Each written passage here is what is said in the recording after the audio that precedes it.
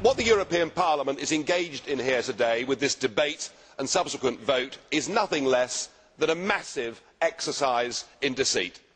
A pack of lies are being told, and they are being told because you do not want the peoples of Europe to have the referendums that you promised them. It is the imposition of the will of the political class upon the citizens. We all know the truth. The Lisbon Treaty is the same as the EU Constitution. Exactly the same number of new competences, exactly the same number of surrenders of veto. It is virtually identical in every regard, and it is constitutional because it gives this European Union a full legal personality, but worse still, it gives it the ability to amend itself in the future without having to refer to more intergovernmental conferences. It gives the EU the ability to legislate over literally every single aspect of our lives. I'm told, though, I shouldn't worry because the flag and the anthem have been dropped. Well, pull the other one. There's a great big flag at the front there. It's nonsense. It's all part of the lie. The truth is that you are too chicken to have a referendum. You don't want to hear the voice of the people, and now you resort to totalitarian means to get this treaty through. We heard Danny Cohn-Bendit say that those that oppose this treaty are mentally ill. We heard Mr Schulz say that those of us that objected to the sheer dishonesty of this project were behaving like Nazis back in the 1930s. Well, I think the ordinary, decent citizens of Europe will work out for themselves who the extremists are. And I must say, I wish the people of Ireland, I wish those that believe in democracy, every success in a couple of months' time, and I hope they send a large, resounding no, and I hope the voice of the peoples of Europe will be heard, not that of just you, the political class. And you may be complacent today, but you are increasingly being held in contempt.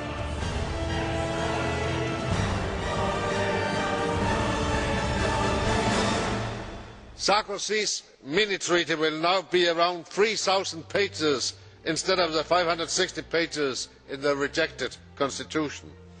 The majority has the right to endorse the treaty, but you have no right to refuse a normal parliamentary scrutiny of this Lisbon Treaty. I have asked more than 700 serious questions on the interpretation of the different articles. You don't know the answers. You approve secrecy instead of transparency. You approve a reduction of parliamentary democracy instead of insisting on this Parliament's right to represent our voters, scrutinise on behalf of our voters, question the executive on behalf of the 500,000 citizens we represent. Thank you, Mr. President. Well, it's evening. It's been a very long day. We've been protesting in this Parliament, as you know, for months against the Lisbon Treaty, the Constitution, being pushed through without the referendums that previously people were promised. Well, it all came to a head today, because today was the day we actually debated the treaty and voted on the treaty. And it'll be no surprise to you that a very massive majority of this European Parliament voted to approve the treaty.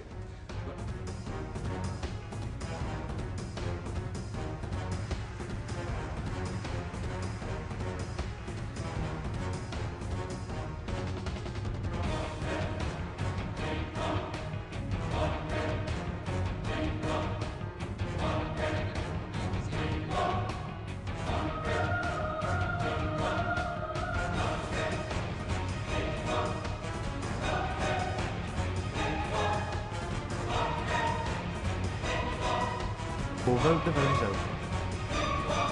Has everyone voted? The vote is closed. 499 against, that's rejected.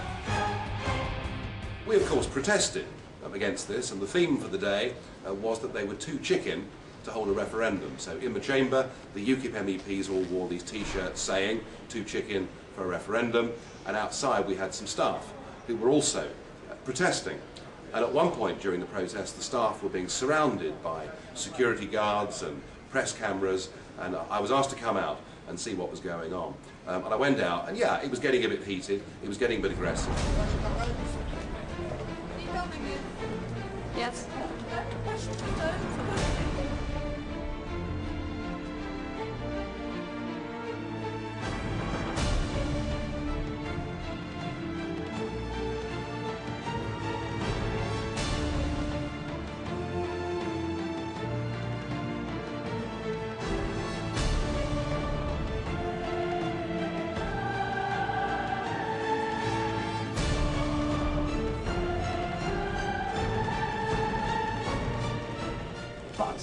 if I was to, say, be demonstrating in favour of the Constitution, I'd be in the bloody chamber and applauded.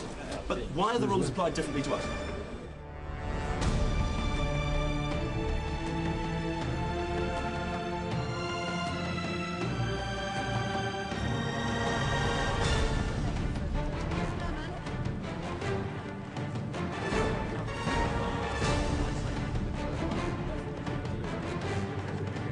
Can't wear a chicken costume anywhere in the EU anymore. No one's been arrested Maybe yet? it's in the treaty. No. We don't have to. Not yet. They will be. They haven't. If you're agreeing, you can protest. Everybody has to sign it without. You can protest on any issue you like in this Parliament, and that's fine. You can wear death masks and protest against nuclear energy. All of that's fine. But if you criticise the European Union and you want referendums in member states on this treaty, they will fine you, they will arrest you, they will do God knows what.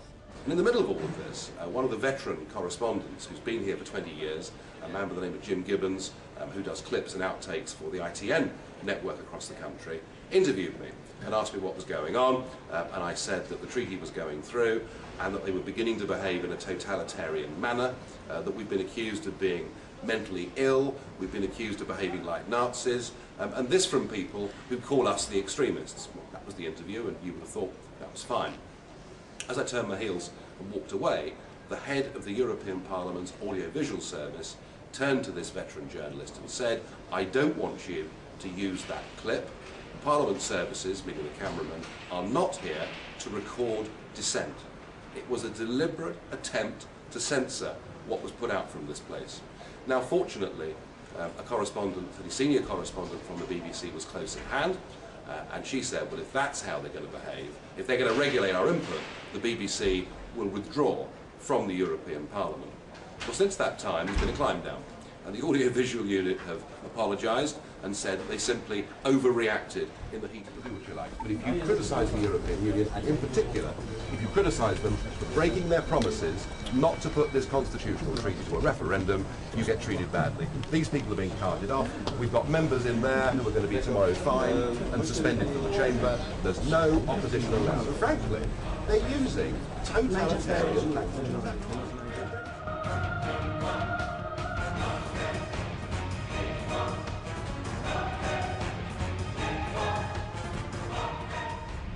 I noticed that many of them were absent from the debates for long periods because they were outside the chamber dressed as chickens. I think that is very symbolic. They are chicken because they chickened out of the debate here because they are afraid of the verdict of this democratic debate.